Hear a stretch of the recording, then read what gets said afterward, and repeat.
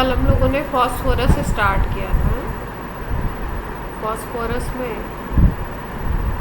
Phosphorus कई सारे allotropic forms में प्रेजेंट होता है। फॉस्फोरस की अगर हम लोग बात करें तो कई सारे एलोट्रॉपिक फॉर्म्स होते हैं। इसके वाइट है, रेड है, ब्लैक है, ठीक है। कुछ ऐसे होते हैं जो हाईली रिएक्टिव होते हैं, कुछ ऐसे होते हैं जो लेस रिएक्टिव होते हैं। जैसे अगर हम बात करें वाइट की तो ये हाईली रिएक्टिव होता है, और ब्लैक की अगर बात करें तो ये लेस रिएक्टिव होता है। तीनों को अगर कंपेयर करो आप, ये लेस रिएक्टिव है, रेड इन बिटवीन। ये जो एलोट्रॉप्स हैं, वाइट की अगर बात करो तो वाइट का स्ट्रक्चर इस तरीके का होता है, P4 फॉर्म में, P4 यूनिट या P4 मॉलिक्यूल बोल सकते हो आप, इस फॉर्म में होता है। और P4 में अगर अरेंजमेंट हम देखें तो कुछ इस तरीके का होता है कि ये टेट्राहेड्रली अरेंज्ड है, sp3 हाइब्रिडाइजेशन है, और ये PPP बॉन्ड एंगल, अगर हम बात करें PPP बॉन्ड एंगल की तो ये बॉन्ड एंगल होता है इसमें 60। बहुत क्लोज बॉन्ड एंगल है, बहुत छोटा बॉन्ड एंगल है। तो आप देख सकते हो कि बॉन्ड पेयर के बीच में रिपल्शन बहुत ज़्यादा होगा, और रिपल्शन बहुत ज़्यादा होता है, इसकी वजह से इसकी रिएक्टिविटी क्या होती है, हाई होती है, जल्दी से ब्रेक हो जाता है, जल्दी से रिएक्ट करता है। एयर से भी बहुत जल्दी रिएक्ट करता है, और एयर से रिएक्ट करके ये P4O10 बनाता है। Okay, white phosphorus is less stable and more reactive than other solid phases under normal condition. Angular strain होता है। एंगुलर स्ट्रेन का मतलब यही बात कह रहे हैं कि 60 डिग्री का एंगल है, बॉन्ड पेयर बहुत पास हो जाएंगे, तो क्या होगा, इनके बीच में रिपल्शन होगा। और अगर आप इसको डार्क में भी रखो तो भी ये एयर से रिएक्ट करके P4O10 बना लेता है। स्लो ऑक्सीडेशन होता है, लेकिन एयर से रिएक्ट करके P4O10 बनाता है, और ये जो होता है एक शाइन प्रोड्यूस करता है। ये तो अगर डार्क भी है तो वहाँ पे एक शाइन दिखता है आपको, उसको हम लोग बोलते हैं फॉस्फोरेसेंस या केमी इल्यूमिनेंस। केमिकल से शाइन निकल रहा है ना, केमिकल जनरेशन से साइन प्रोड्यूस हो रहा है, इसलिए इसको केमिकल। इतनी बात क्लियर है। इग्निशन टेम्परेचर याद रख लेते हैं। इग्निशन टेम्परेचर इसका अराउंड 30 डिग्री सेंटीग्रेड है, मतलब 30 पे ही ये क्या करेगा, आपका इग्नाइट हो जाएगा। फायर बहुत जल्दी लगती है इसमें। अब अगर हम बात करें तो बात करते हैं कि फॉस्फोरस रिएक्ट कैसे करेगा। फॉस्फोरस रिएक्ट करता है, जल्दी से ऑक्सीडाइज होता है, और फॉस्फोरस रिएक्ट करता है रिड्यूसिंग एजेंट की तरह। आप देखो जैसे कि यहाँ पे तुरंत एयर से रिएक्ट कर गया, इसका मतलब खुद इसका क्या हो गया, ऑक्सीडेशन हो गया, और ऑक्सीजन को इसने क्या कर दिया, रिड्यूस कर दिया। ये तो समझ आ रहा है सबको भाई। यहाँ पे ऑक्सीजन की 0 है, यहाँ पे -2 आ जाएगी, और यहाँ पे फॉस्फोरस का 0 है, यहाँ पे कुछ +5 आ जाएगा। +5 आएगा, कितना आएगा, P4O10। स्ट्रक्चर से देखना पड़ेगा, पर 0 से इंक्रीज करेगा। पॉजिटिव आएगी तो 0 से इंक्रीज होगी ऑक्सीडेशन, ठीक है। तो P4 इस तरीके से रिएक्ट करता है रिड्यूसिंग एजेंट की तरह। अब कुछ रिएक्शंस देखते हैं हम लोग P4 की कैसे कैसे ये रिएक्ट करता है।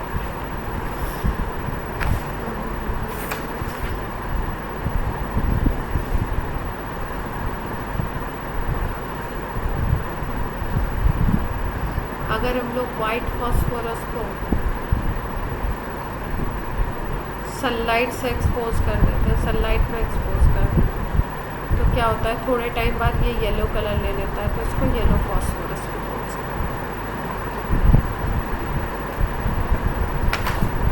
फिर उसके बाद अगर हम बात करें कि P4 मॉलिक्यूल को अगर हम गर्म करते हैं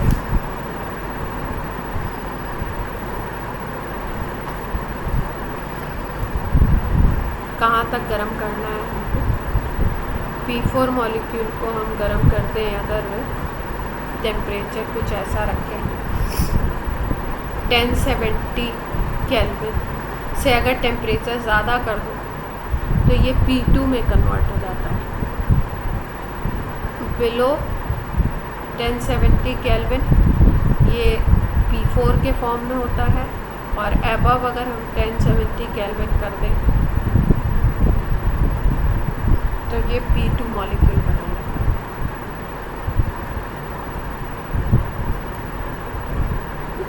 क्लियर है बात?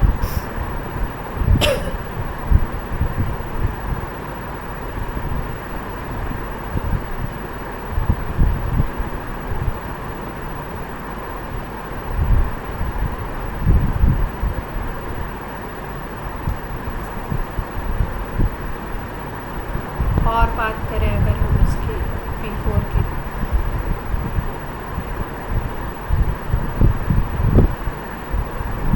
वाइट फॉस्फोरस की, तो वाइट फॉस्फोरस में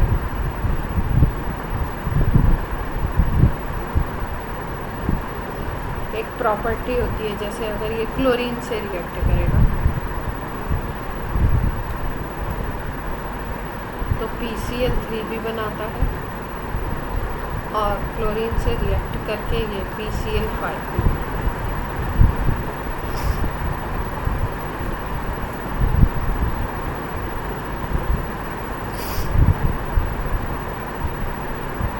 दोनों तरीके के हैलाइड बना सकता है, PCl3 भी बना सकता है और PCl5 भी बना सकता है। सल्फ़र से अगर रिएक्शन करवा दो, सल्फ़र से रिएक्शन पे ये क्या बनाता है, डिफरेंट तरीके के सल्फाइड्स बनाएगा।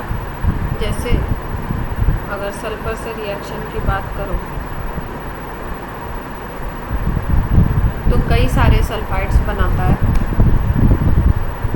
वो डिपेंड करता है कि आप रिएक्टेंट्स का अमाउंट कैसा ले रहे हो। इसकी बेसिस पे कई सारे सल्फाइड बन सकते हैं, जैसे P2S3 बन सकता है, P2S5 बन सकता है, P4S3 बन सकता है, P4S10 बन सकता है। जैसे ऑक्सीजन के साथ ऑक्साइड बनते हैं ना, ऐसे आप बोल सकते हो P2O3, P2O5। ऑक्सीजन की जगह यहाँ पे क्या हो गया, सल्फर हो गया।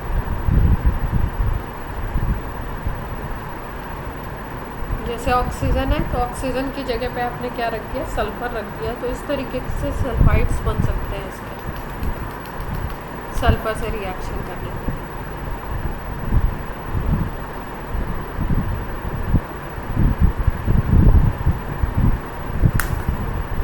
एक रिएक्शन हम लोग देख लेते हैं, जैसे मान लीजिए P4 ये रिएक्ट करता है S8 से, सल्फर भाई अपने S8 फॉर्म में होगा, तो ये बनाएगा 8 P4S3।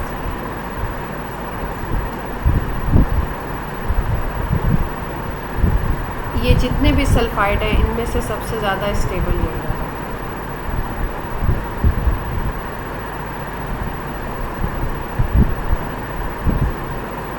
Most stable sulphide. अब P4 का स्ट्रक्चर तो पता ही है आपको, S8 का स्ट्रक्चर बताया है मैंने कभी आपको, S8 कैसा होगा।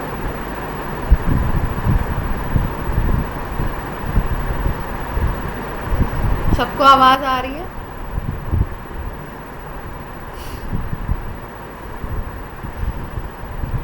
हाँ, क्राउन शेप।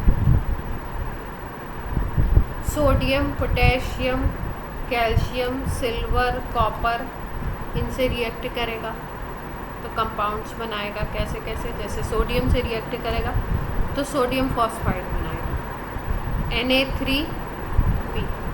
कैसे आप फॉर्मूला कैसे लिखोगे भाई, फॉस्फाइड होता है रेडिकल, फॉस्फाइड रेडिकल की अगर बात करो तो होता है P-, और सोडियम का तो आपको पता ही है +1 होता है। तो उसके अकॉर्डिंग हमने फॉस्फाइड का फॉर्मूला लिख लिया और फिर रिएक्शन को हम बैलेंस कर देंगे। ठीक है, बस इतना पता होना चाहिए कि भाई बनेगा क्या। जैसे मैग्नीशियम है, मैग्नीशियम के साथ P4 रिएक्ट करा तो मैग्नीशियम का फॉस्फाइड बनाएगा, तो मैग्नीशियम की वैलेंसी होती है अपनी 2+2 और फॉस्फाइड की -3 है, तो यहाँ पे ये ऐसे आ जाएगा। बैलेंस कर लेंगे हम लोग रिएक्शन। जैसे सिल्वर है तो सिल्वर का आपको पता है कि कितना होता है इन जनरली Ag+1 में +1 शो करेगा, तो ये क्या बनाएगा, Ag3P बन जाएगा, जैसे ये Na3P बना। उसी तरीके से कैल्शियम की बात करो तो इसकी तरह बनेगा, मैग्नीशियम की तरह, वैलेंसी सेम टू सेम। ठीक है, तो कुछ रिएक्शंस ऐसे हैं जिनको आप बैलेंस आराम से कर सकते हो।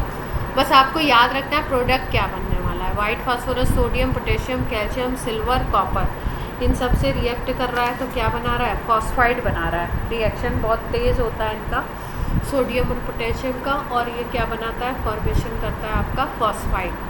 फॉस्फाइड का फॉर्मूला, हम सबके फॉस्फाइड का फॉर्मूला लिख सकते हैं, तो अकॉर्डिंगली हम लोग रिएक्शन को भी बैलेंस कर सकते हैं।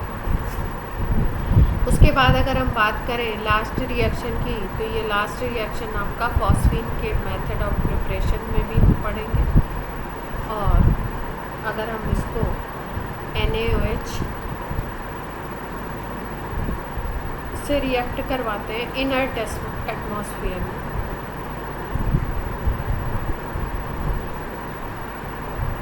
ठीक है। इनर्ट एटमॉस्फेयर का मतलब एयर वगैरह वहाँ से हटा दो आप, कुछ ऐसा जिससे कि फॉस्फोरस आपका P4O10 ना बना पाए, NaOH से रिएक्शन करा दो या KOH से रिएक्शन करा दो वाटर की प्रेजेंस में, और इनर्ट एटमॉस्फेयर प्रोड्यूस किया जाता है CO2 से। ये हीटअप जब करते हैं तो एक गैस बनती है जिसको हम लोग बोलते हैं फॉस्फेट। इससे क्वेश्चन अभी इस साल ही आया था क्वेश्चन। फॉस्फीन का मेथड ऑफ प्रिपरेशन नहीं पूछा था, 2-3 रिएक्शन दिए हुए थे और पूछा था डिस्प्रपोर्शनेशन रिएक्शन कौन सा। ये वाला रिएक्शन डिस्प्रपोर्शनेशन का एग्जाम्पल है, तो ये कई बार पूछते हैं। न्यूमेरिकल भी बना देते और ऐसे भी पूछ लिया था। 3-4 रिएक्शन दिए हुए थे, उसमें से डिस्प्रपोर्शनेशन पूछा था। तो कैसे हुआ ये डिस्प्रपोर्शनेशन, कोई एक्सप्लेन करेगा। Method of formation of phosphine gas है।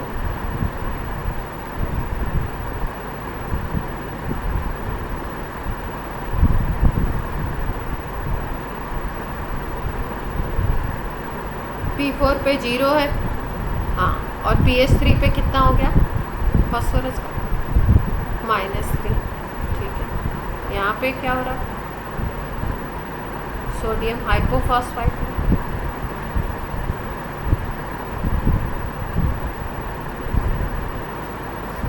यहाँ पे +1 हो गया। अगर +1 हो गया तो यहाँ पे ऑक्सीडेशन, और P4 से या pH3 में रिडक्शन। तो जब सेम थिंग का ऑक्सीडेशन और उसी स्पीसीज का रिडक्शन होता है तो उसको डिस्प्रपोर्शनेशन कहते हैं हम लोग।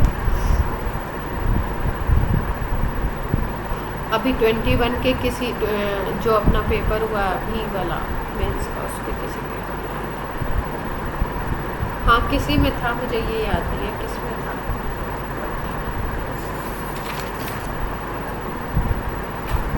ठीक है, अब क्या होगा भाई, रिड्यूसिंग नेचर होता है इसका, खुद ऑक्सीडाइज होता है और दूसरों को क्या करता है, रिड्यूस करता है। तो रिड्यूसिंग नेचर की भी कुछ प्रॉपर्टीज देखते हैं।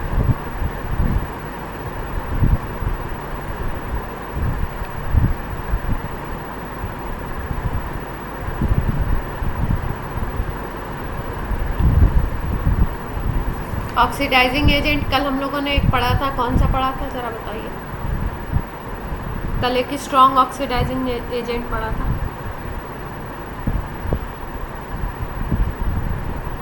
कल की क्लास में।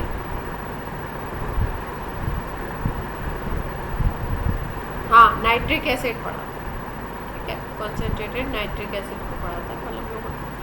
तो ये रिएक्ट करेगा। अब तुम्हें रिएक्शन बैलेंस याद हो नहीं याद हो, प्रोडक्ट याद होने चाहिए क्या क्या बनेगा, ठीक है। तो कॉन्सेंट्रेटेड नाइट्रिक एसिड से जब हम लोग रिएक्ट करवाते हैं इसको, तो याद रखना है कि ये किस में कन्वर्ट होगा, NO3 HNO3 तो कन्वर्ट हो जाएगा NO2 में, और ये बना लेता है फॉस्फोरस का एसिड H3PO, फॉस्फोरिक एसिड। फिर H2SO4 से अगर हम रिएक्ट करा दें, H2SO4 भी वही आता है, तो H2SO4 से जब रिएक्ट करेगा, यहाँ पे NO2 बन रही है, HNO3 से NO2, H2SO4 से SO2 गैस बनती है, सल्फर डाइऑक्साइड, और फॉस्फोरस फिर से H3PO4 के फॉर्म में जाता है और H2।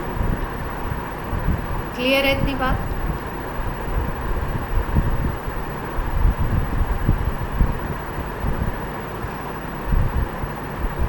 अगर हम लोग फॉस्फोरस की रिएक्शन करवाते हैं कॉपर सल्फेट से, एक्वस सॉल्यूशन ले लिया मान लो,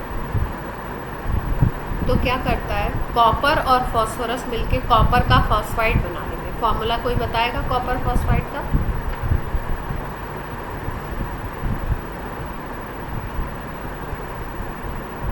कॉपर फॉस्फाइड का फॉर्मूला क्या होगा? अभी बताया था ना कॉपर फॉस्फाइड के फॉर्मूला।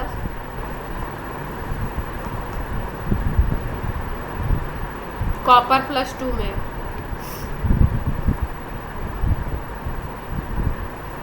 मेरी आवाज़ जा रही है सबको?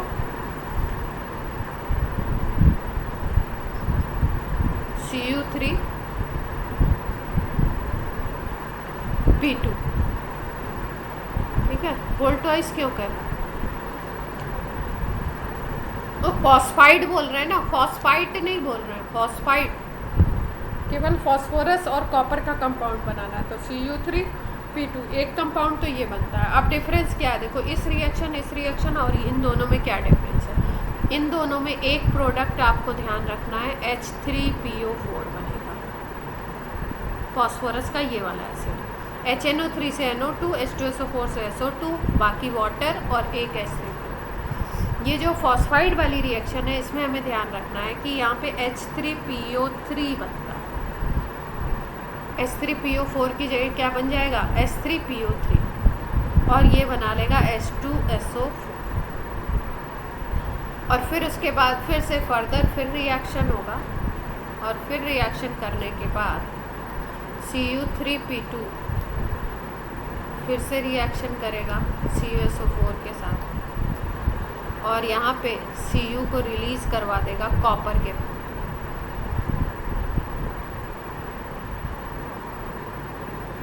और फिर से हमारा ये सल्फर का एसिड H2SO4 और फॉस्फोरस का एसिड H3PO।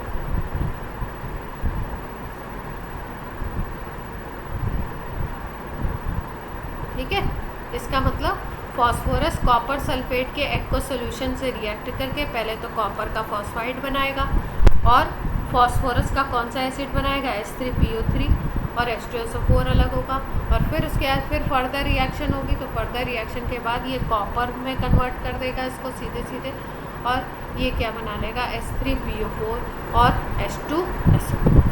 क्लियर?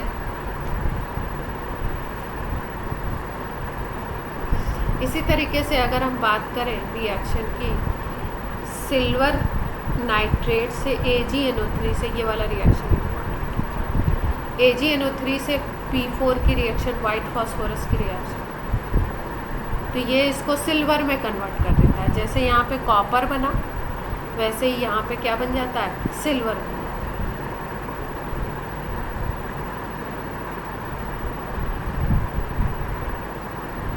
इसको ये सिल्वर में कन्वर्ट कर देता है, और फॉस्फोरस का वही H3PO4 और नाइट्रोजन का HNO3।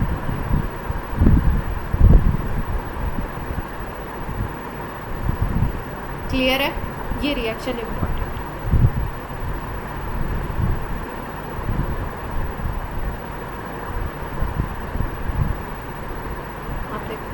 नेक्स्ट एलोट्रोपिक फॉर्म है रेड फास्फोरस।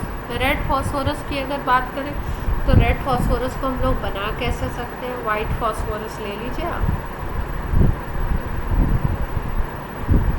और इसको आप हीट कर दीजिए 573 केल्विन पे इनर्ट एटमॉस्फेयर में।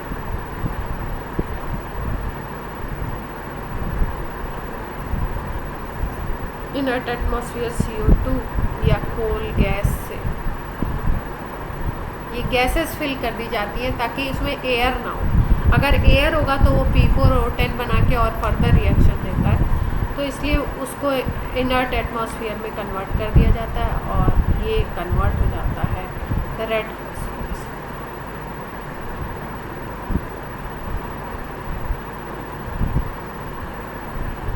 अब आप बोलेंगे वाइट, ये भी P4 लिख रहे हो, उसको भी आप P4 लिख रहे हो, वाइट और रेड को डिफरेंस क्या आएगा?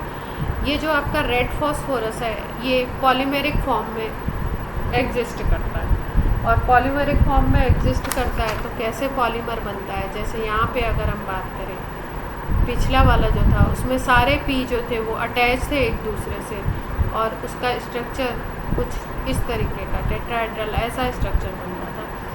आपका सारे P जो थे एक दूसरे से अटैच थे। लेकिन यहाँ पे क्या होता है, यहाँ पे आपका वर्टिकल बॉन्ड आप बनाओगे लेकिन हॉरिजॉन्टल बॉन्ड नहीं, इस तरीके का कुछ स्ट्रक्चर होता है। P4 यूनिटी होती है, P4 यूनिट्स आपस में अटैच हो जाती हैं, पॉलीमराइज हो जाती हैं, और पॉलीमराइज होने के बाद चेन लाइक स्ट्रक्चर इस तरीके से बना लेंगी जिसमें कि आपका P इस तरीके से अटैच हो।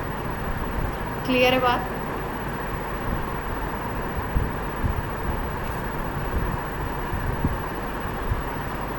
लश्चर होगी आयरन ग्रेइश लश्चर होगी, इसमें ऑर्डरलेस होगा, नॉन पॉइजनस होगा, insoluble in water as well as in carbon disulphide.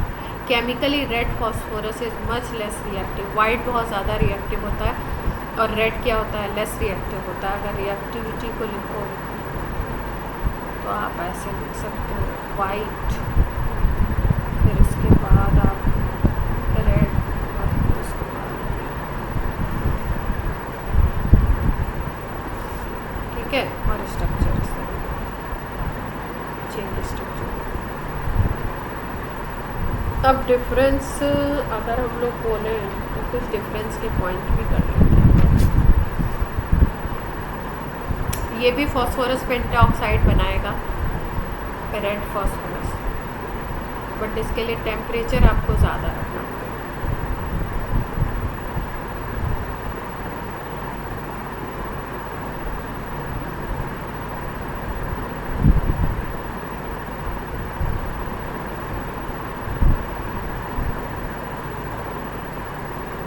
तो रेड फॉस्फोरस की अगर बात करें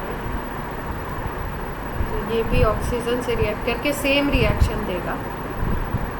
टेम्परेचर हाई कर दो 565 केल्विन का, P4 और 10 बनाएगा फॉस्फोरस का ऑक्साइड।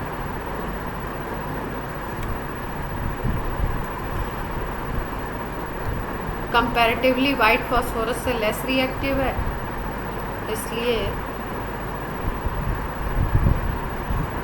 रिएक्शन देगा किसके साथ, हैलोजन से, सल्फर से, एल्कली मेटल से।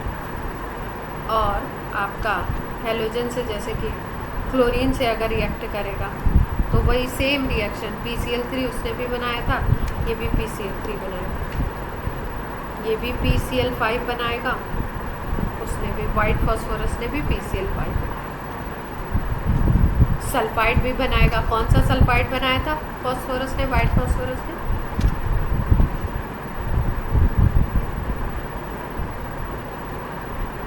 सल्फाइड का क्या फॉर्मूला था जो स्टेबल बनाया था? P4S3। सोडियम से अगर रिएक्शन देखो तो सोडियम का भी फॉस्फाइड हो गया।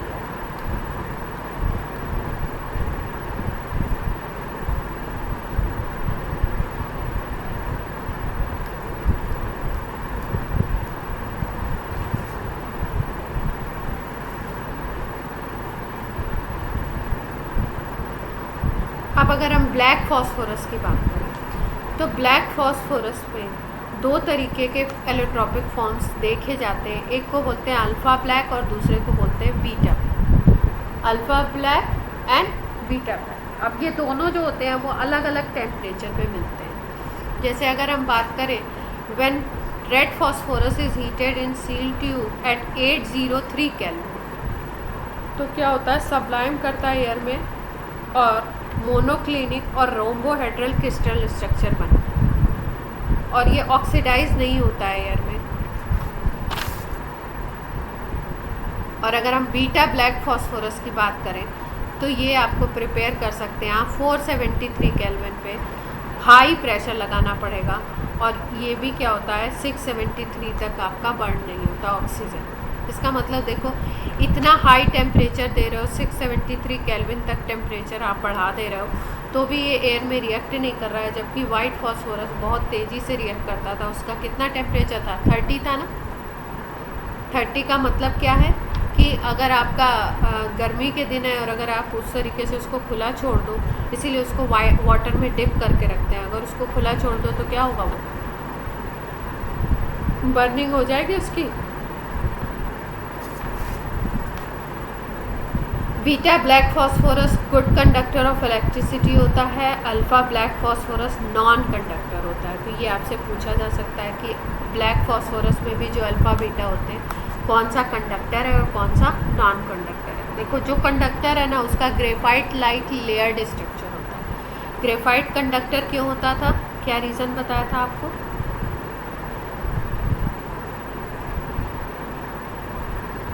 ग्रेफाइट की कंडक्टिविटी का क्या रीज़न था?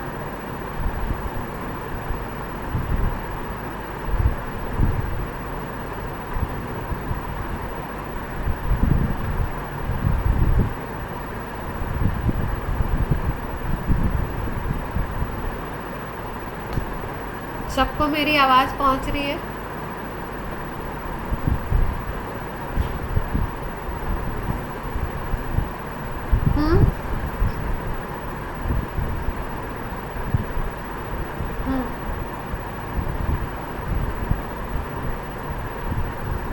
हाँ, ग्रेफाइट का आपका लेयर्ड स्ट्रक्चर था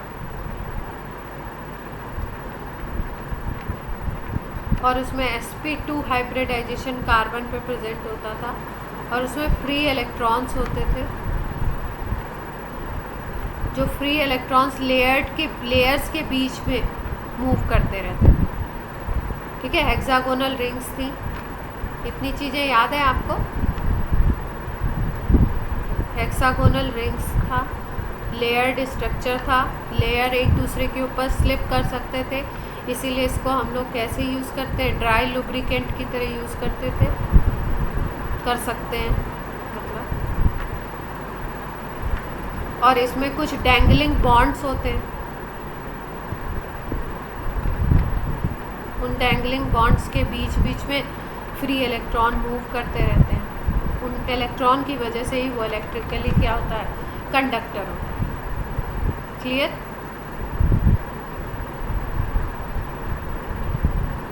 तो इसी तरीके का कुछ स्ट्रक्चर होता है आपका बीटा ब्लैक फॉस्फोरस का, लेयर्ड स्ट्रक्चर होता है।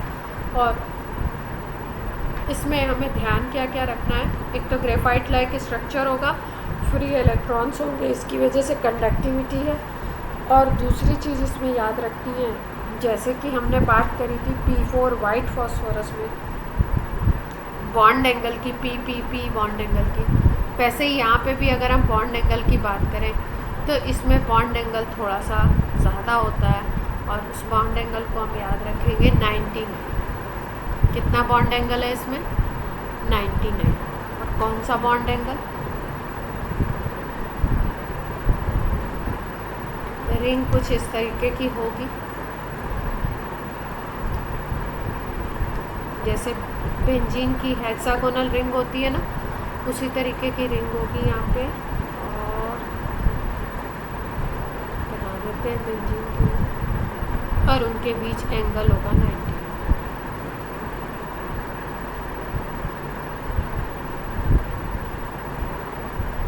ये जो P बॉन्ड एंगल है, ये बॉन्ड एंगल आएगा 90। इसी तरीके से सारे P एक दूसरे से अटैच हैं।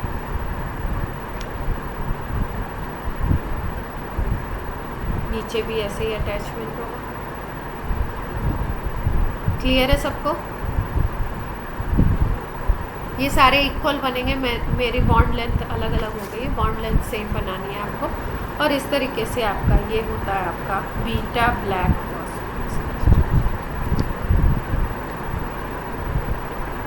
तो इसमें याद क्या क्या रखना है आपको कि आपका लेयर्ड स्ट्रक्चर,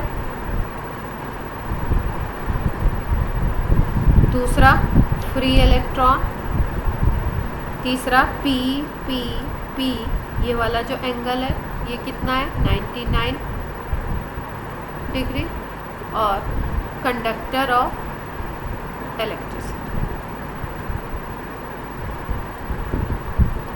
क्लियर?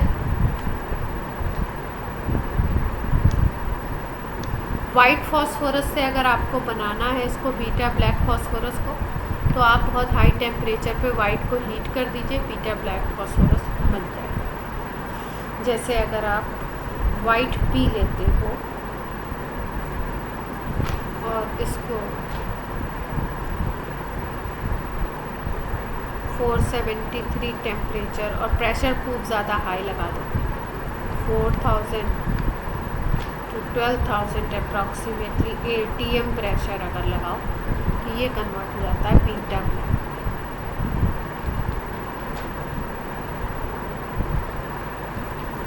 क्लियर है इतनी बात?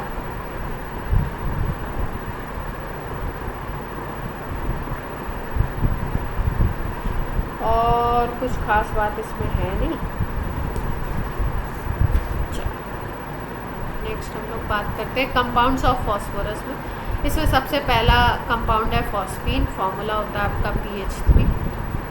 कैसे बनाते हैं? अगर हम PH3 को बनाने का फॉर्मेशन की बात करें तो फॉस्फीन को हम लोग बना सकते हैं कैल्शियम फॉस्फाइड की रिएक्शन करवा दो आप वाटर से या डाइल्यूट HCl से, दोनों से ये बन सकता है। तो कैल्शियम फॉस्फाइड का फॉर्मूला Ca3P2 होता है, इसकी वाटर से रिएक्शन करवा देते हैं, एक तो बन जाएगा PH3 और दूसरा कंपाउंड बन जाएगा कैल्शियम का हाइड्रोक्साइड। ठीक है, रिएक्शन बैलेंस कर लेंगे हम लोग। इसको 3 यहाँ पे Ca3P2 है तो यहाँ पे 6H2O कर दो और इसको यहाँ पे 2PS3। अब HCl से भी बना सकते हो अगर आप इसके, आपको अपने को तो फॉस्फीन बनाने के लिए P और H चाहिए, ये HCl से भी मिल जाएगा आपका H, और अगर HCl से कराओगे तो यहाँ पे CaCl2 बन जाएगा, आपको पता है इसके करस्पॉन्ड, और PH3 गैस बनेगी फॉस्फीन। क्लियर है?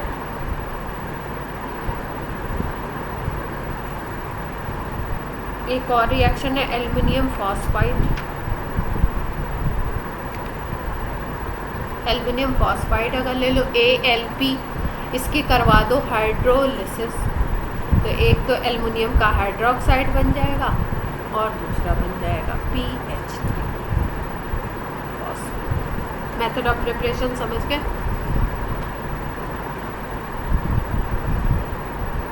और अगर हमको इसको लैब में बनाना है तो लैब में जो अभी प्रोसेस NaOH वाला करा था हम लोगों ने, वो वाला इसका लैब मेथड है। अभी ये प्रोसेस करा था,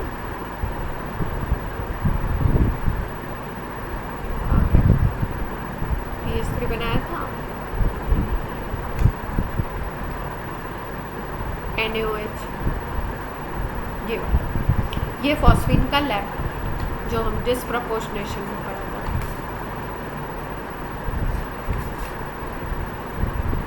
लैब में बनाना है तो आप ऐसे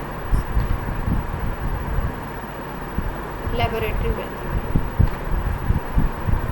सेम रिएक्शन है, P4 NaOH वाटर रिएक्ट करवा दो, दो कंपाउंड याद रखने हैं। PH3 का तो मेथड ऑफ प्रिपरेशन है तो PH3 बनेगा ही, सोडियम हाइपोफॉस्फाइड बनता है, फॉर्मूला है NaH2PO।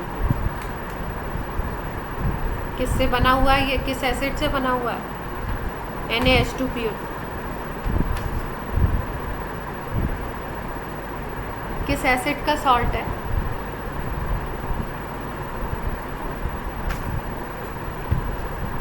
जल्दी बताइए।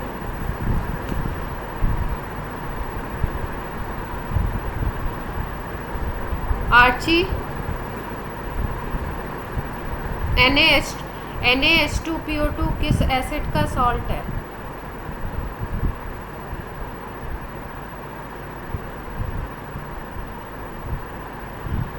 अरे तुम लोग तो जान ले लोगे बिल्कुल मेरी। H2SO4 से कोई अगर एलिमेंट रिएक्ट करेगा तो वो सल्फर का कोई बनाएगा ना सॉल्ट। अगर एक H हटाओगे तो यहाँ पे सल्फर आएगा ना, H2SO4 का सॉल्ट कैसे हो गया ये? और कोई बताना चाहता है? ये किस एसिड का सॉल्ट है? NaH2PO2।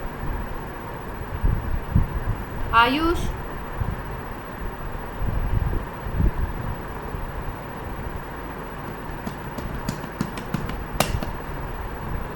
अनुकृति,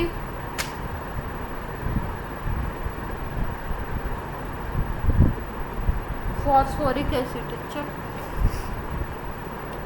देखो, हाइपोफॉस्फाइड बोल रहे हैं ना हम लोग, कैसे कैसे हम लोग समझेंगे।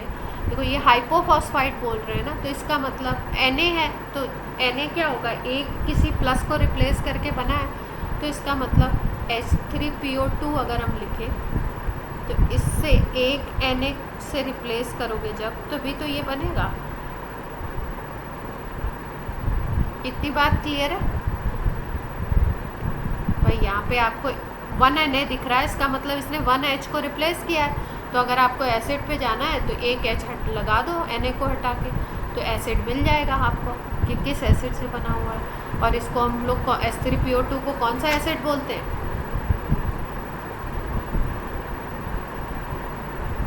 एसिड का नाम बताओ। H3PO4 को फॉस्फोरिक एसिड, H3PO3 को फॉस्फोरस एसिड, H3PO2 को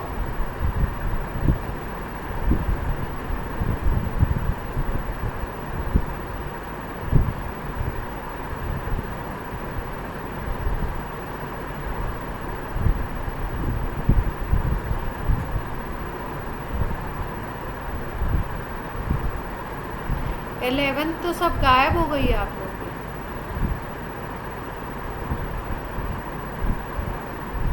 कैसे काम चलेगा? इतना टाइम लग रहा है।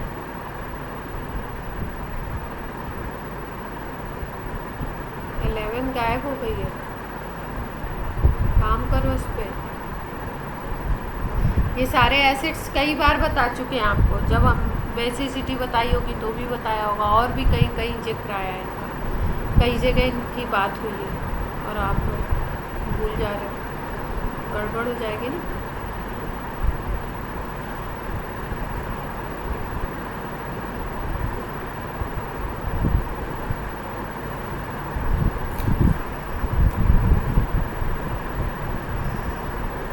अब देखो क्या बता रहे हो। When pure it is non-inflammable but becomes inflammable owing to presence of P2H4 or P4 vapors. To purify it forms impurities and it absorbed by HI phosphoride of pH3। ठीक है, जब pH3 फॉर्म होता है ना, pH3 formation होता है किसी भी प्रोसेस, तो pH3 क्या होता है कि अगर आप वैसे रखो pH3 को, तो pH3 जो होता है वो एयर वगैरह से रिएक्ट नहीं करता, लेकिन अगर pH3 को आप इस तरीके से ओपन छोड़ दो तो ये P2H4 में कन्वर्ट हो जाता है। और ये जो P2H4 है, ये pH3 तो क्या है, नॉन इन्फ्लेमेबल है, लेकिन P2H4 जो है वो इन्फ्लेमेबल है। P2H4, ठीक है। फॉस्फोरस, ये फॉस्फोरस का हाइड्राइड होता है, pH3 फॉस्फीन बोलते हैं इसको, और ये जो P2H4 है ये भी फॉस्फोरस का ही हाइड्राइड होता है, इसको हम लोग बोलते हैं डाईफॉस्फीन।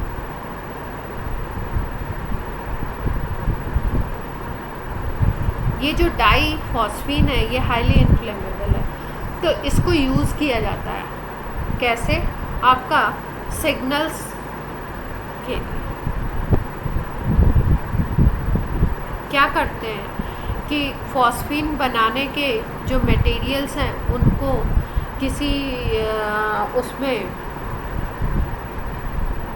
किसी कवरिंग में रैप करके हम लोग क्या करते हैं कि वाटर में छोड़ देते हैं ना। जैसे आपको इसको कहाँ पे यूज़ करेंगे बताते हैं। कहीं पे मान लो आपको किसी चीज़ की पोजीशन बताने, सबमरीन्स होते हैं ना, उनकी अगर पोजीशन बतानी है, ठीक है, तो उनके लोकेशन के लिए इनको यूज़ किया जाता है। जब फॉस्फीन बनता है तो फॉस्फीन तो इन्फ्लेमेबल नहीं होता है, लेकिन जब उससे फॉस्फीन कन्वर्ट हो जाती है P2H4 में, तो P2H4 क्या होता है, बर्न करता है थोड़ा सा और शाइन करता है, अंधेरे में भी ये शाइन करेगा। तो इससे क्या होता है, उस जो सबमरीन की है उसकी पोजीशन पता लगती है। तो आपसे पूछा जाता है कि P2H4 जो है ये आपका, इसको आप लोग कैसे यूज़ करते हैं, या PH3 का कहाँ पे यूज़ किया जा सकता है। तो हम लोग बताते हैं कि इसको हम लोग यूज़ कर सकते हैं सबमरीन्स में। क्लियर है?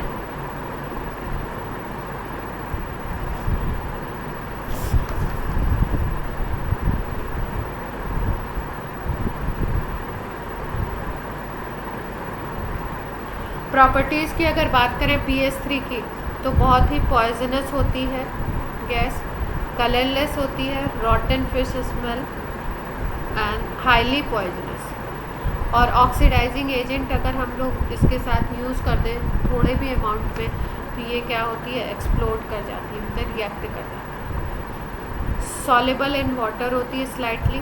PH3 in water decomposes in presence of light giving red phosphorus and H2। PH3 को अगर हम लोग वाटर में डालें तो डिकम्पोज होती रहती है धीरे धीरे, और रेड फॉस्फोरस और हाइड्रोजन गैस को रिलीज़ करती है। देखो कोई भी जो हाइड्राइड होता है ना, फॉस्फोरस का हाइड्राइड है ये PH3, तो हाइड्राइड अगर कभी भी डिकम्पोज होगा तो हाइड्रोजन गैस रिलीज़ करेगा, हाइड्रोजन का सोर्स होगा। मतलब PH3 खुद कैसे काम करेगा, रिड्यूसिंग एजेंट की तरह काम करेगा, खुद ऑक्सीडाइज होगा और रिड्यूसिंग एजेंट की तरह ये काम करेगा।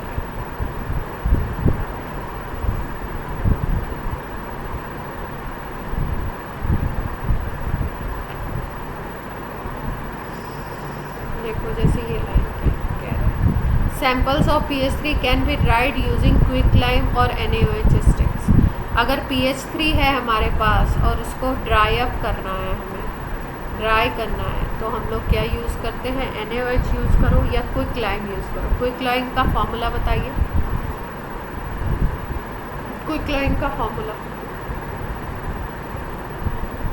Ca। और अगर फॉस्फीन को हम लोग हीट कर देते हैं 150 डिग्री सेंटीग्रेड तक, तो ये H3PO4 एसिड बना लेती है +5 वाला। बेसिक होती है किस तरीके से, जैसे अमोनिया वीक बेस होता है वैसे ये भी वीक बेस होता है। तो कोई भी चीज़ अगर बेस होगी तो एसिड से रिएक्ट करेगी और क्या बनाएगी, सॉल्ट, फॉस्फोनियम कंपाउंड्स बनाती है, फॉस्फोनियम सॉल्ट्स। अगर हम बोले इसको, जैसे हम लोग NH4 को बोलते हैं अमोनियम, वैसे ही हम लोग PH4+ को क्या बोलेंगे, फॉस्फो। तो इसका नाम क्या हो गया, फॉस्फोनियम ब्रोमाइड हो गया।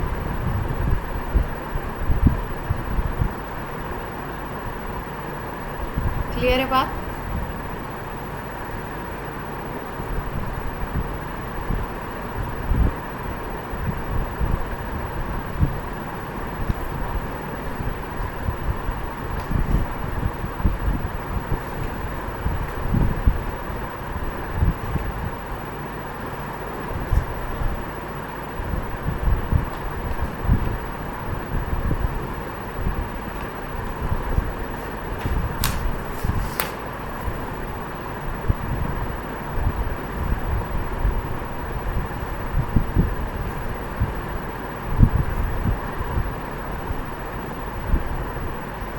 आयुष आज एग्ज़ाम नहीं है?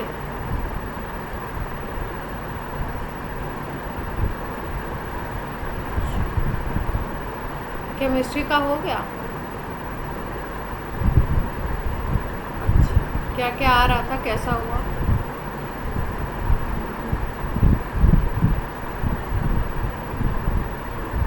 सॉलिड स्टेट और सॉल्यूशंस, अच्छा, न्यूमेरिकल वगैरह आए थे, थ्योरी आई थी, क्या आया था? अच्छा,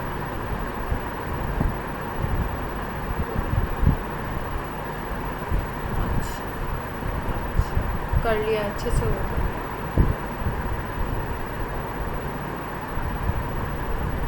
थ्योरेटिकल था।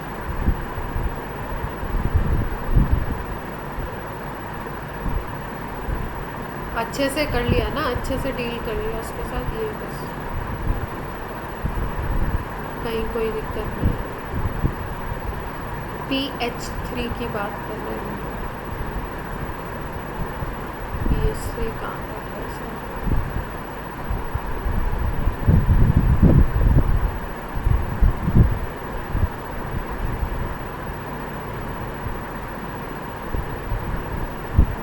देखो NCERT में ये जो भी कंपाउंड्स हैं, है ना, या तो रिएक्टिविटी पे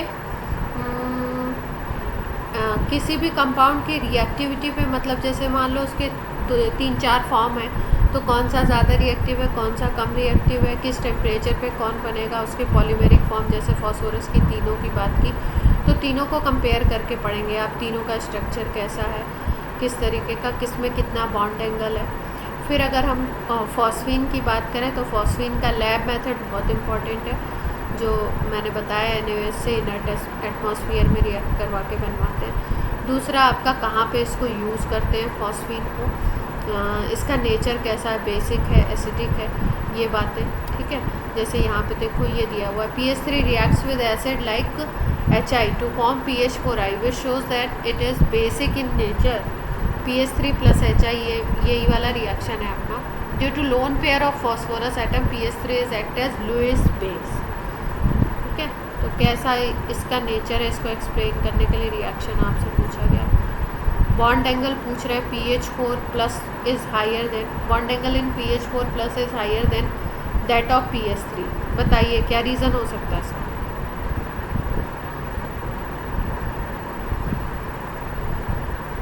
PH3 अनहाइब्रिडाइज होता है, मतलब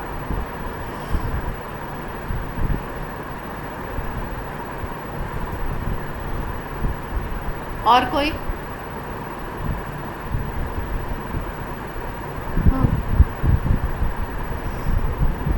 और PH4 में क्या हो जाएगा प्लस में?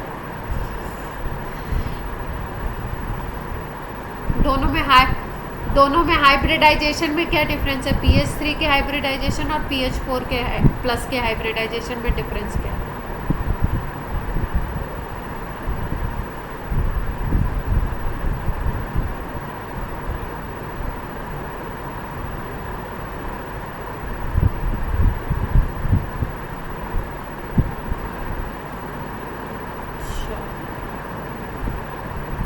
मतलब PH3 के फॉर्मेशन के लिए हाइब्रिडाइजेशन की ज़रूरत नहीं है, ये कहना चाह रहे हो?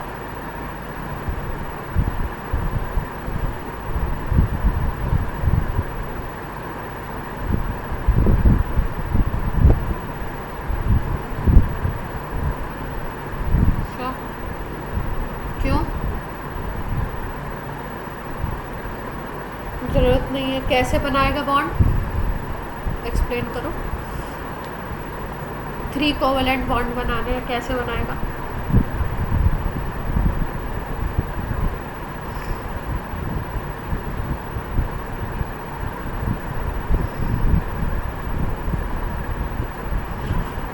तो अगर PH3 में बॉन्ड एंगल पूछा जाए तो क्या बता? 93। अच्छा, और PH4 में sp3 हाइब्रिडाइजेशन हो जाता है तो एंगल बढ़ जाएगा, के अप्रॉक्स आएगा।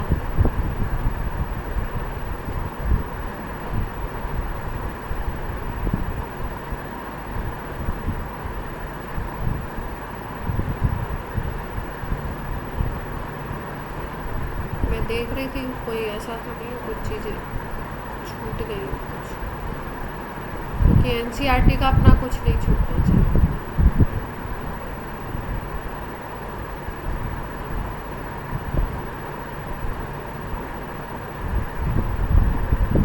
हाँ 93.6 दिया है ना। इसमें जो NCERT में जो कंपैरेटिव क्वेश्चंस ये जो दिए हुए हैं ना आपके, ये एक्सरसाइज के लास्ट में होंगे, ये भी P ब्लॉक S ब्लॉक में ये इम्पॉर्टेंट क्वेश्चंस होते हैं। कई बार ये रिएक्टिविटी बेस और कंपैरिजन बेस्ड अच्छे क्वेश्चंस इसमें फॉर्म किए गए तो कभी कभी इससे भी क्वेश्चन दे देते हैं, तो इसलिए आपको क्या करना है, इसको भी देखना है। चलो हम लोग बात करते हैं, हैलाइड की बात करते हैं जिससे फॉस्फोरस आ जाता है।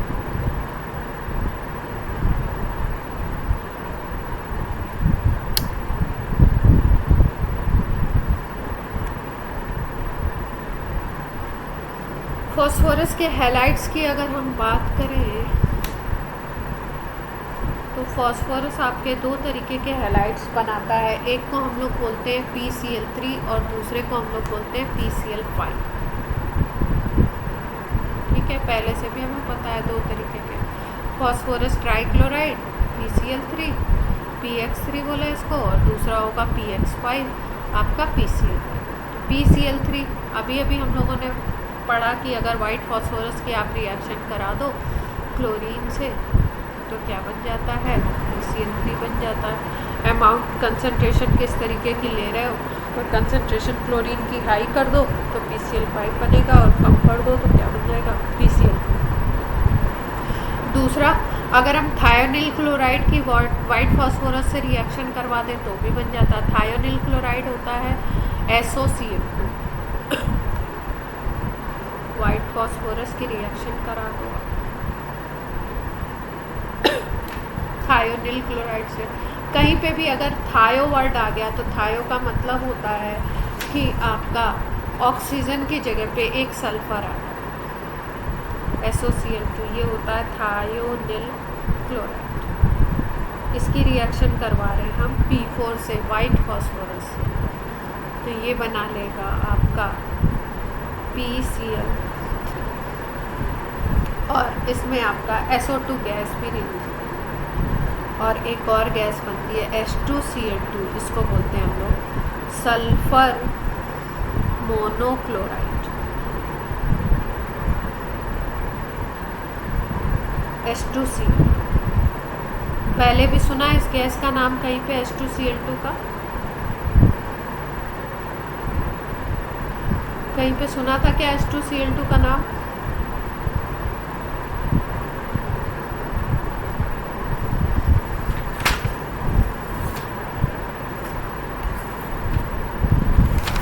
नहीं सुना था? हाइड्रोकार्बन जब आपको पढ़ाया होगा तो इसमें H2Cl2 है। अब PCl3 की अगर बात करें हम,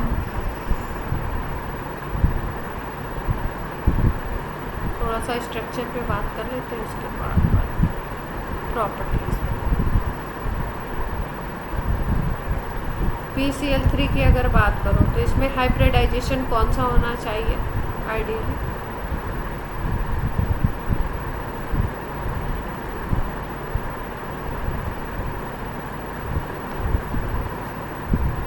sp3। ठीक है, PCl3 sp3 हाइब्रिडाइज है तो किस तरीके से होंगे, यहाँ पे बॉन्ड पेयर हो जाएगा, और आपका यहाँ पे फॉस्फोरस का क्या हो जाएगा, लोन पेयर हो जाएगा। ये तीन आपके बॉन्ड पेयर हो गए, एक लोन पेयर हो गया, तो स्टेरिक नंबर इसलिए क्या आ गया, स्टेरिक नंबर 4 आ गया, इसलिए हाइब्रिडाइजेशन कितना हो गया, sp3।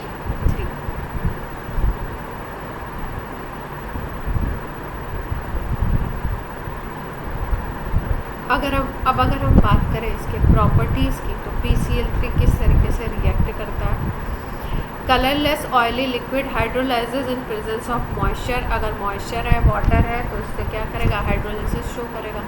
अब कभी भी PCl3 अगर हाइड्रोलाइज होगा तो ध्यान हमें क्या रखना है इसमें कि भाई अगर ये हाइड्रोलाइज हो रहा है तो फॉस्फोरस का एसिड बनेगा। अब यहाँ पे फॉस्फोरस की अगर वैलेंसी देखो तो कितनी है, ऑक्सीडेशन नंबर देखो तो कितना है, +3 है, तो यहाँ पे +3 ऑक्सीडेशन नंबर वाला ही आपका एसिड बनता है, जिसको हम लोग बोलते हैं H3PO3। क्लियर है बात? यहाँ पे +3 होता है ऑक्सीडेशन नंबर, तो इसका मतलब आपको क्या ध्यान रखना है, अगर PCl3 की हाइड्रोलिसिस हो रही है तो H3PO3। इसी तरीके से अगर हम लोग PCl5 की हाइड्रोलिसिस करेंगे ना तो वहाँ पे H3PO4। इसके बाद अगर हम बात करें तो ऑर्गेनिक कंपाउंड से भी ये रिएक्ट करता है। ऐसे कंपाउंड जिसमें OH ग्रुप होता है, OH ग्रुप आपको दिखाई दे, उनसे रिएक्ट करता है, OH को रिप्लेस करता है और वहाँ पे Cl अटैच हो जाता है। जैसे मान लो अगर इसकी रिएक्शन है एसिटिक एसिड से, ऑर्गेनिक में ये रिएक्शन हम लोग यूज़ करते हैं, PCl3 से इसकी रिएक्शन करवानी है तो हमेशा क्या होगा कि जो OH है ये हट जाएगा और वहाँ पे Cl अटैच हो जाएगा जाकर। इस तरीके से ये रिएक्शन करता है आपका ऑर्गेनिक कंपाउंड से। इसको हम बोलते हैं एसिटाइल क्लोराइड। और फिर से PCl3 है तो यहाँ पे जो एसिड बनेगा वो बनेगा H3PO3। एक प्रोडक्ट H3PO3 है, दूसरा प्रोडक्ट CH3Cl है। हाइड्रोलिसिस में भी यही बात है, एक प्रोडक्ट आपका H3PO3 है और दूसरा प्रोडक्ट आपका HCl। इसी तरीके से अगर C2H5OH इथाइल अल्कोहल से रिएक्शन करवा दो PCl3 की तो यहाँ पे भी OH को रिप्लेस करके Cl आ जाएगा और OH को रिप्लेस करने के बाद Cl आएगा और यहाँ पे बनेगा H3PO3।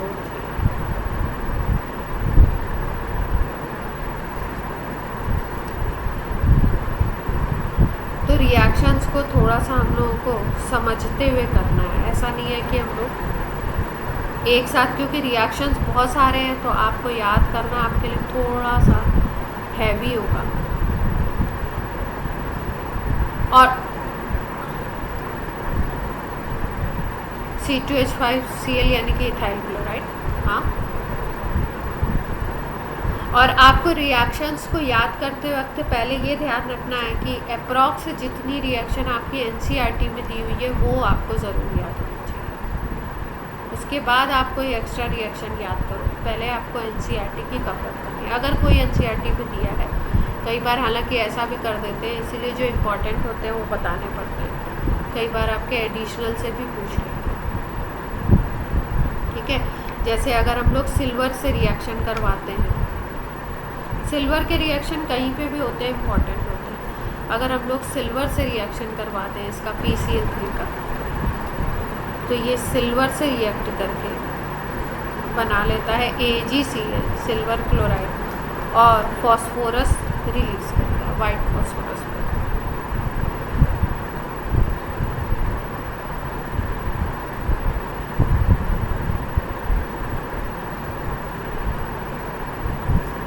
इसी तरीके से अगर हम PCl3 की रिएक्शन करवाते हैं, हम ले लें C6H5MgCl, इसको बोलते हैं फिनाइल मैग्नीशियम क्लोराइड।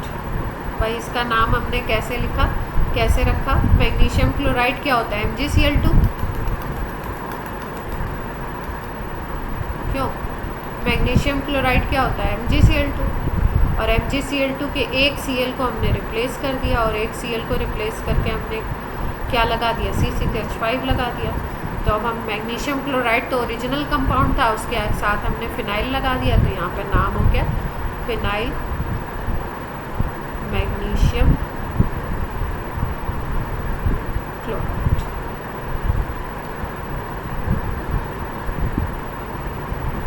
इससे अगर हम लोग रिएक्शन करवाते हैं PCl3 की, तो होता क्या है, इस C6H5 जो है ये रिएक्ट कर जाता है फॉस्फोरस से, फॉस्फाइड बनता है। MgCl2 अलग हो जाता है और यहाँ पे फॉस्फाइड बनता है। तो ये फॉस्फाइड है किसका? फिनाइल का। तो इसका नाम क्या देंगे हम लोग? इसका नाम सोचिए जरा।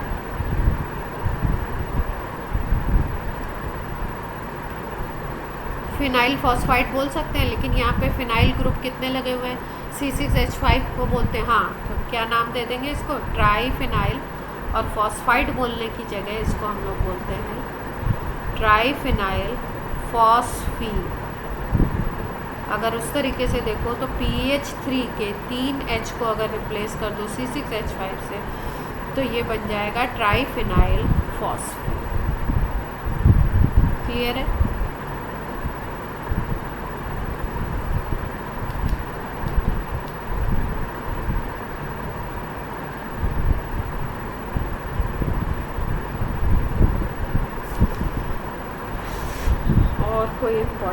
रिएक्शन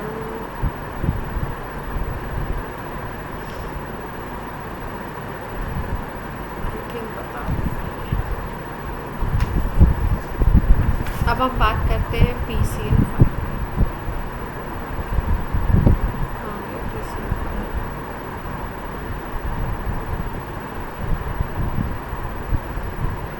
PCl5 की अगर बात करो फॉस्फोरस पेंटाक्लोराइड, तो आपको पता है PCl5 कैसे बना सकते हैं हम लोग। अगर इसको बनाना है आपको तो वाइट फॉस्फोरस की रिएक्शन एक्सेस ऑफ ट्राइक्लोरीन से करना है।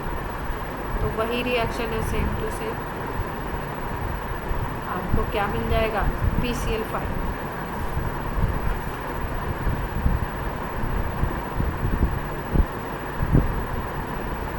और भी करवा सकते हैं हम लोग। अगर PCl3 को रिएक्ट करवाते हैं एक्सेस ऑफ क्लोरीन से तो भी PCl5 एक्सेस लेने से, तो ये एडक्ट बना लेता है, ऐड हो जाता है। फिर थायोनिल क्लोराइड से भी बना सकते हैं, लेकिन थायोनिल क्लोराइड का हमको एक्सेस लेना है। SO2Cl2 से PCl3 भी बना था, लेकिन अब की बार हम क्या करेंगे, इसको एक्सेस में। जब एक्सेस में लेते हैं तो ज़्यादा क्लोरीन प्रोवाइड होता है, तो PCl5।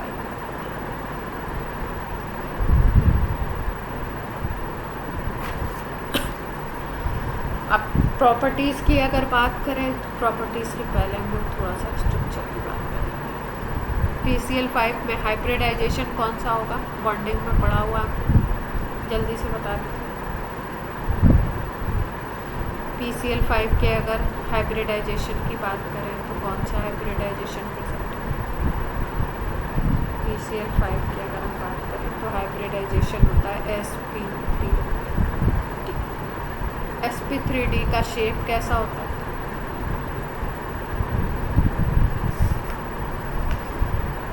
sp3d हाइब्रिडाइजेशन का शेप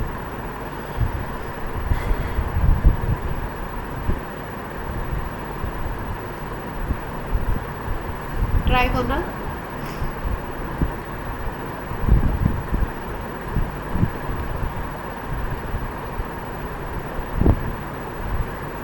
क्या मतलब है? PCl Cl इस तरीके से, और एक ऊपर और एक नीचे। ये आपके ये तो ऐसे बना देंगे, और ये ऊपर और नीचे एक पिरामिड बन जाएगा। ठीक है, इस तरीके का स्ट्रक्चर होता है। दो तरीके के PCl बॉन्ड दो तरीके के होते हैं। एक तो यहाँ पे होंगे इस प्लेन में, और दूसरे क्या होंगे इसके इस प्लेन में। ठीक है, दोनों बॉन्ड्स में बॉन्ड लेंथ किसकी ज़्यादा होती है? ये पूछा गया है क्वेश्चन कई बार।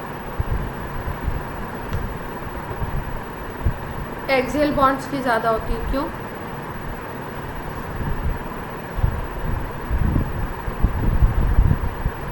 ये वाले जो बॉन्ड्स होते हैं इनको हम बोलते हैं इक्वेटोरियल,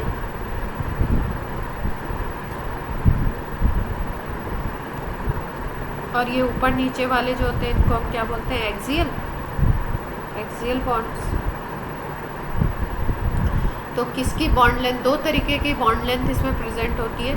एक ये वाली होती है, मतलब ये तीनों सेम होंगे आपके, और दूसरा वाला एक्सियल वाला।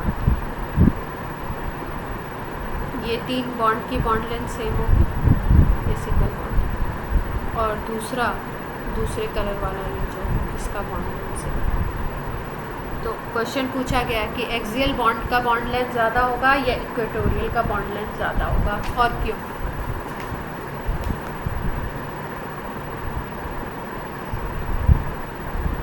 क्यों?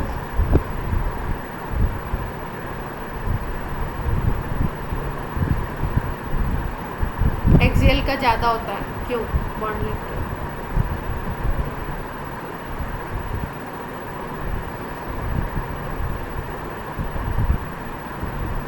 एक्सियल जो है वो आपका नंबर ऑफ 9,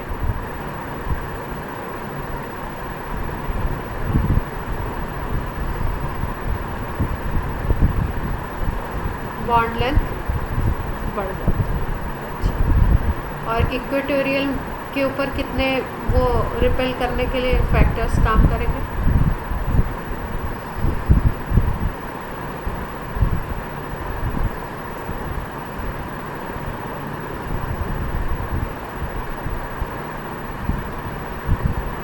अच्छा, सबको ये क्वेश्चन आता है? नहीं आता है तो मैं एक्सप्लेन।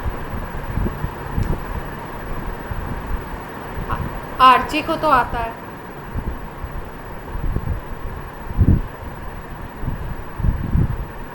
भाई ये वाले जो बॉन्ड्स होते हैं इनकी बॉन्ड लेंथ ज़्यादा होती है, एक्सियल बॉन्ड्स। हाँ, और बाकी जो ये तीनों होते हैं इनकी बॉन्ड लेंथ कम होती है। तो ऐसा क्यों होता है?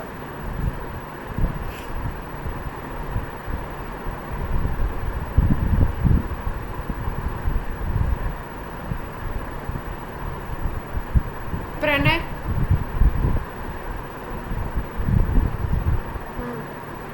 एक्सप्लेन करो। यही तो पूछ रही हो, किसको किसको नहीं आता है। विधि, विकास,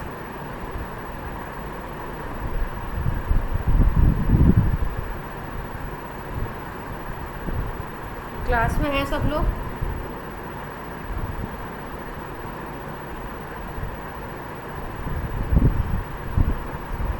क्लास में विधि तो है, विकास, विकास कहाँ गया? विकास भी है। हाँ बताओ भाई, क्या रीज़न है?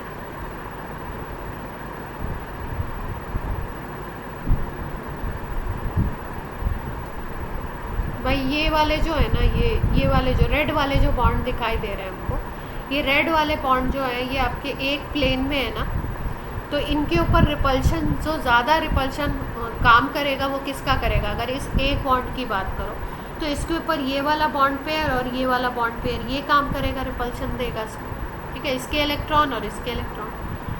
लेकिन अगर हम ये ऊपर और नीचे वाले की बात करें, मतलब अगर इस बॉन्ड को देखो आप, तो ये बॉन्ड पेपर पे तो ऐसा लग रहा है कि ये बॉन्ड एंगल कम है, लेकिन पेपर पे ये बॉन्ड एंगल, ये वाला बॉन्ड इस बॉन्ड से 90 पे है, इस बॉन्ड से भी 90 पे है, इस बॉन्ड से तो 180 पे होगा, लेकिन ये वाले बॉन्ड से क्या होगा? 90 पे होगा। तो इसका मतलब इस पे ये 90 डिग्री पे कई सारे लग रहे हैं, ठीक है। एक तो आपका ये जो चौथा वाला Cl है, ये वाला बॉन्ड पेयर है, इससे रिपल्शन तो मिनिमम लगेगा ये 180 डिग्री पे, लेकिन बाकी जो तीन है वो इस पर रिपल्शन, इक्वल रिपल्शन कॉज करेगा। तो रिपल्शन जिस बॉन्ड पे भी ज़्यादा लगेगा उसकी बॉन्ड लेंथ अपने आप क्या कर जाती है? इंक्रीज़ कर जाती है। तो अगर ये ऊपर और नीचे वाले बॉन्ड को देखें तो 1 2 3 रिपल्शन इसके लिए होंगे, लेकिन अगर आप किसी एक इक्वेटोरियल बॉन्ड की बात करो, इसकी बात करो, तो इसके लिए आपका ये वाले काम करेंगे 1 और 2।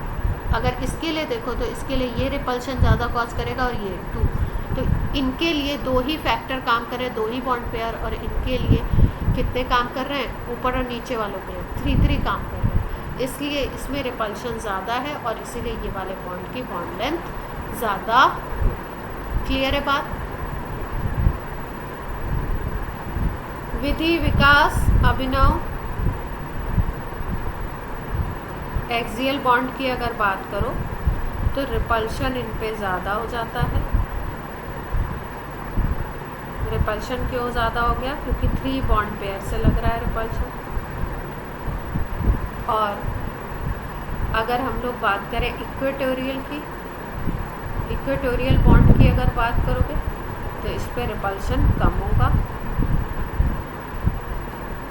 क्यों? क्योंकि 2 बॉन्ड पेयर इस पर इफ़ेक्टिवली ज़्यादा जो लगाएंगे वो 2 बॉन्ड पेयर लगाएंगे, तो यहाँ पे रिपल्शन लेस होगा। जहाँ रिपल्शन ज़्यादा होता है वहाँ पे बॉन्ड लेंथ अपने आप इंक्रीज कर जाती है।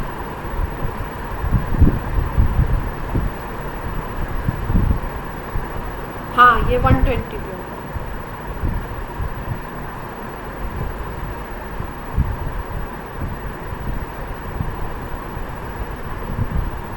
ट्राइगोनल बन रहा है ना? क्लियर है सबको?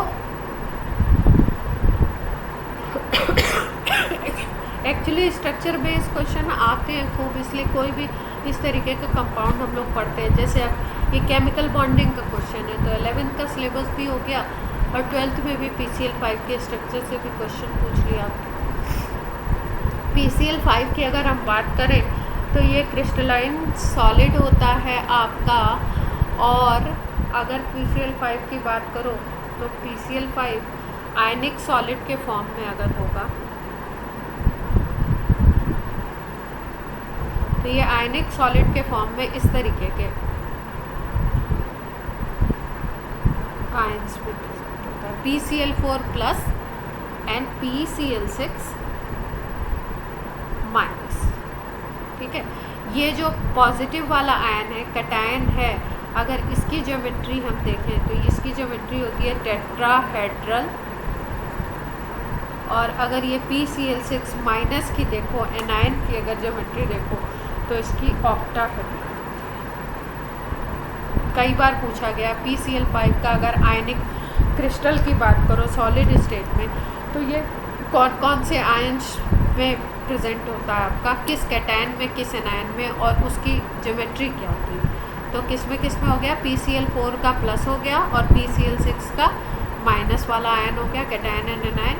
PCl4 प्लस होता है आपका टेट्राहेड्रल शेप का, और PCl6 माइनस होता है कैसे शेप का, ऑक्टाहेड्रल। क्लियर है बात।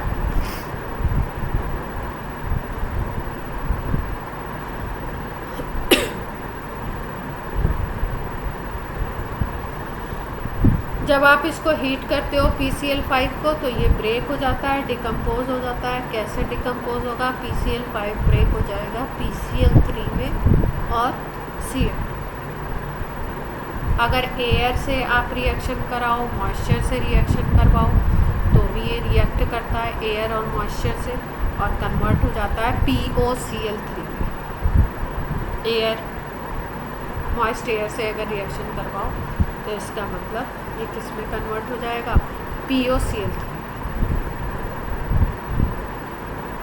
पहले PCl5 ब्रेक होगा PCl3 और Cl2 में, और उसके बाद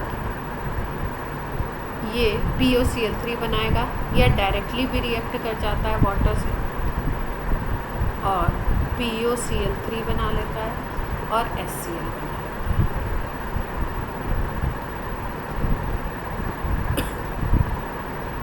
यहाँ पे कितने हो गए वाटर के मॉलिक्यूल्स, बैलेंस नहीं है, रिएक्शन में बैलेंस कर देते हैं।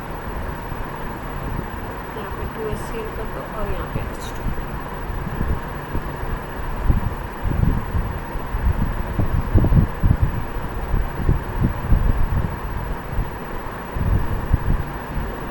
अब अगर हम लोग बात करें वही OH ग्रुप कंटेनिंग कंपाउंड से, जैसे आपका PCl3 रिएक्ट किया था वैसे ये भी रिएक्ट किया।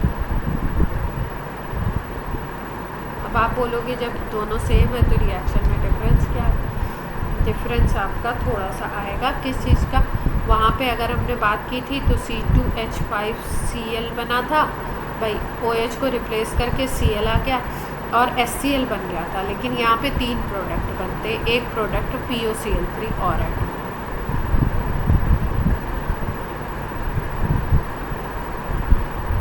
अगर हम याद रखें तो एडिशनल प्रोडक्ट एक क्या हो गया, POCl।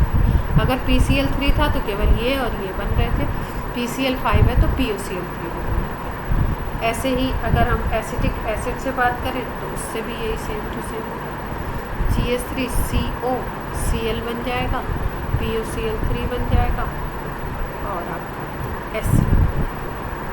इस तरीके से इसका रिएक्शन।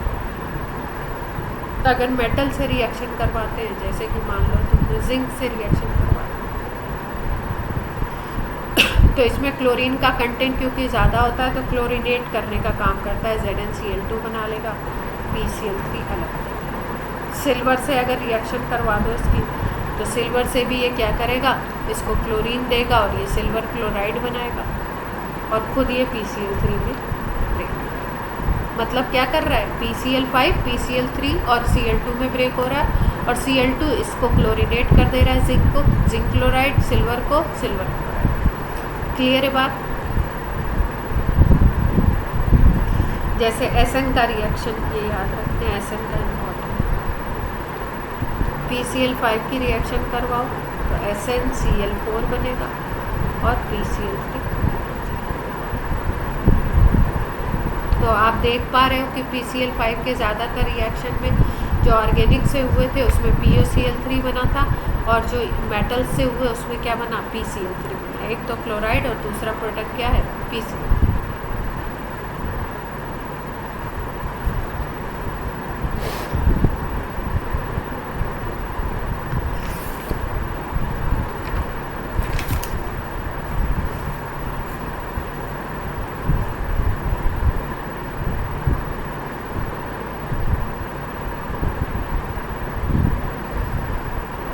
अब देखिए लास्ट टॉपिक है इसका, oxy acids of phosphorus. Phosphorus के कितने सारे ऑक्सी एसिड्स हैं जिनके बारे में केवल 3 के बारे में अभी तक हमने जाना था, hypophosphorous acid, orthophosphorous acid H3PO4 और H3PO4, इसके बारे में हम लोग जानते थे। ऑर्थोफॉस्फोरिक एसिड 3 के बारे में जानते थे, अभी हम लोग और के बारे में जानेंगे, कौन कौन से एसिड्स हैं और उनका स्ट्रक्चर किस तरीके का है और उसमें कितने पीएच बॉन्ड है। इससे बहुत क्वेश्चन आ रहे हैं।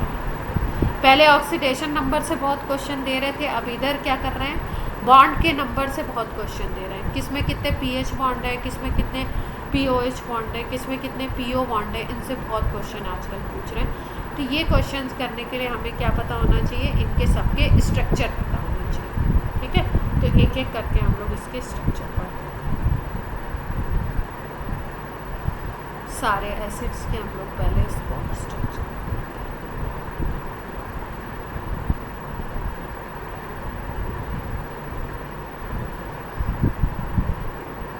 टाइम बता दो बच्चों, 12 बज गए। अच्छा, एसिड का अगर आपको फार्मूला पता है तो और स्ट्रक्चर पता है तो आप लोग ऑक्सीडेशन नंबर तो निकाल ही लोगे। बॉन्डिंग से भी आपको ऑक्सीडेशन नंबर निकालना सिखाया हुआ है और वैसे भी निकालना सिखाया हुआ है। ऑक्सीडेशन नंबर तो आप निकाल लेंगे, केवल स्ट्रक्चर आपको बता देते हैं। जैसे कि अगर हम बात करें सबसे पहले एसिड H3PO2 की बात करेंगे, तो H3PO2 का स्ट्रक्चर, क्योंकि मुझे पहले से पता है कि ये मोनोबेसिक एसिड है।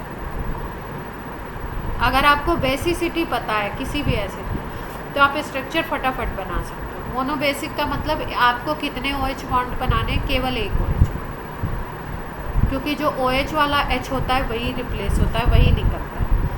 तो P को आप सेंटर में रख दीजिए और आप एक बना दीजिए OH बॉन्ड, और बाकी आपके कितने H बच गए, अब 3 बच गए, तो आप 3 को ऐसे अटैच करो, 2H ऐसे लगा दिए और एक ऑक्सीजन और बच गया, तो उसको कोऑर्डिनेट बॉन्ड से लगा दो, कोवेलेंट बॉन्ड से लगा दो, या आप ऐसे भी शो कर सकते हो।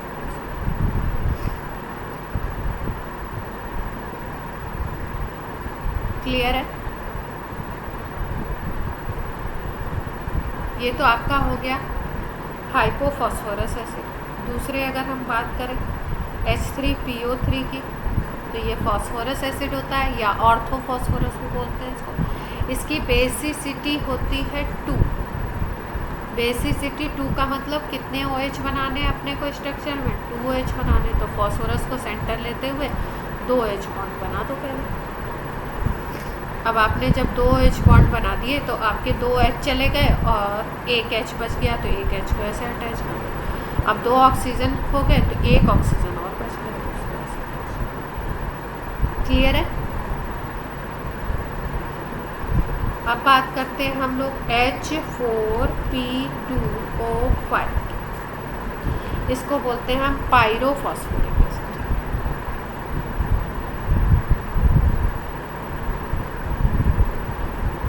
पायरोफॉस्फोरिक एसिड आ गया, H4 हो गया, P2O5 हो गया। तो इसका याद रखिए कि ये भी होता है डाईबेसिक। बस जैसे ही आपको पता चल गया डाईबेसिक है तो आप क्या करो, 2 तो फॉस्फोरस बनाओ, ठीक है, और एक एक को एक एक OH दे दो। 2 OH आपको दिखाने हैं स्ट्रक्चर में, तो एक एक को एक एक OH दे दो। अब बाकी आप क्या कर सकते हो, आप कितने बच गए, फॉस्फोरस दोनों हो गए, ऑक्सीजन आपके हो गए 2, तो ऑक्सीजन आपको 3 और बनाने हैं, हाइड्रोजन आपके 2 हो गए, एक एक हाइड्रोजन और दे दो इसको फॉस्फोरस को। अब हाइड्रोजन भी कंप्लीट हो गए आपके, देख पा रहे हो। अब कितने ऑक्सीजन आपको लगाने हैं, 3 ऑक्सीजन लगाने हैं, तो 2 तो इनको ही दे दो एक एक करके, और एक ऑक्सीजन को आप बीच में। तो अगर आपसे इस स्ट्रक्चर में पूछा जाए कि POP बॉन्ड कितने हैं तो कितने बताओगे,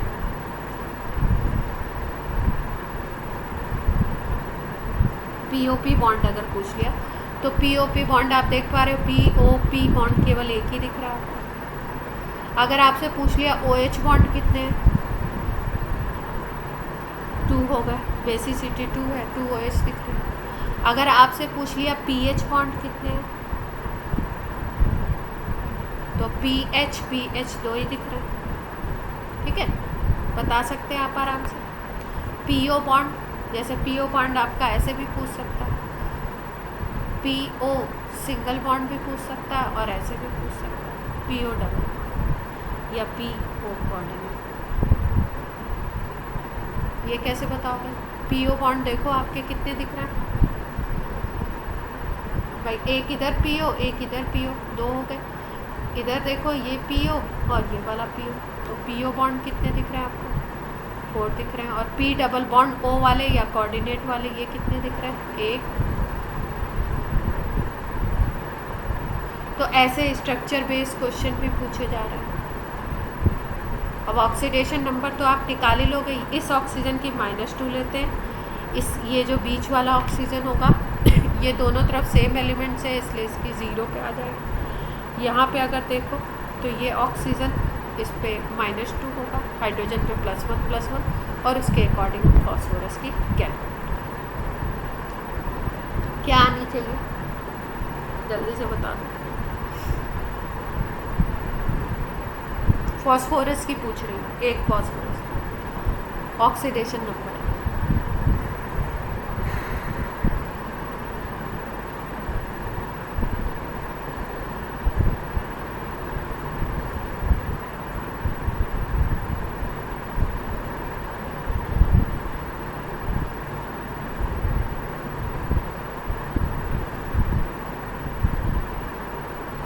+3 कैसे कैसे इसको हमने माना, एक करके बता देते हैं आपको तो ज़्यादा अच्छा रहेगा, बाकी सब में आपने कहा। ये वाला -2 है, ये +1 है, ये +1 है, तो आप मानो कि ये -2 ये +1 से कैंसिल आउट हो जाएगा, ख़त्म इसका मामला। अब ये -2 ये वाला -2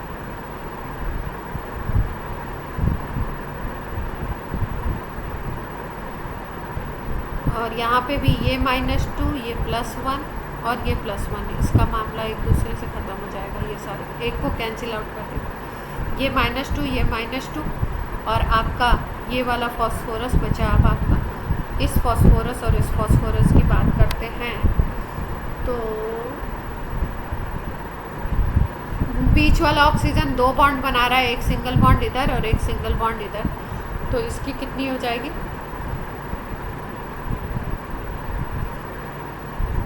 -2 हो जाएगी ना, 2 बॉन्ड बना रहा है ना, तो ओवरऑल में अगर देखो तो 2 फॉस्फोरस पे टोटल कितना आना चाहिए? 2 फॉस्फोरस पे जितना टोटल ऑक्सीजन पे आएगा उसका अपोजिट कर दो, तो टोटल ऑक्सीजन पे -2 -2 -2 तो -6 है, तो टोटल फॉस्फोरस पे +6, तो एक फॉस्फोरस की 2p पे +6 है, तो 1p पे कितना आ जाएगा? +3 आ जाएगा। क्लियर है बात? ठीक है, सबको क्लियर हुई?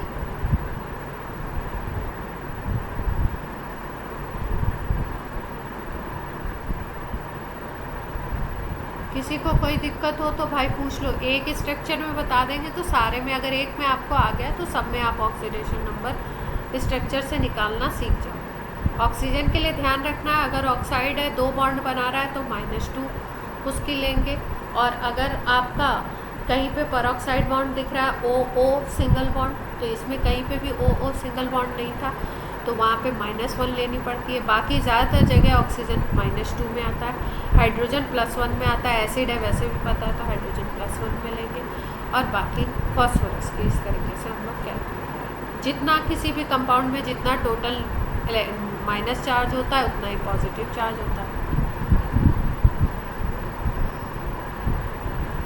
अब देखो बाकी का आपको ना मैं होमवर्क में दे देती हूँ, क्योंकि आप खुद बनाओगे तो ज़्यादा अच्छा रहेगा, नहीं आएगा तो फिर मैं नेक्स्ट टाइम पे बनाऊँगी। यहाँ तक हमने कर लिया, इसका स्ट्रक्चर बनाया, इसका बनाया, इसका बनाया, इनके बना लिए। अब इन चारों के स्ट्रक्चर आप खुद से बनाने की कोशिश करना, पहले खुद से बनाने की कोशिश करना, उसके बाद ही आप उठते। और ऑक्सीडेशन नंबर भी निकालने की कोशिश करना कि हमारी +4 +5 आ रही है या नहीं। क्लियर है बात? अब नेक्स्ट टर्न पे हम लोग H3PO3 के कुछ कैरेक्टर्स, मतलब कुछ स्पेशल प्रॉपर्टीज़ करके उसके बाद हम लोग ऑक्सीजन फैमिली स्टार्ट करेंगे। और इसमें किसी को प्रॉब्लम आई होगी तो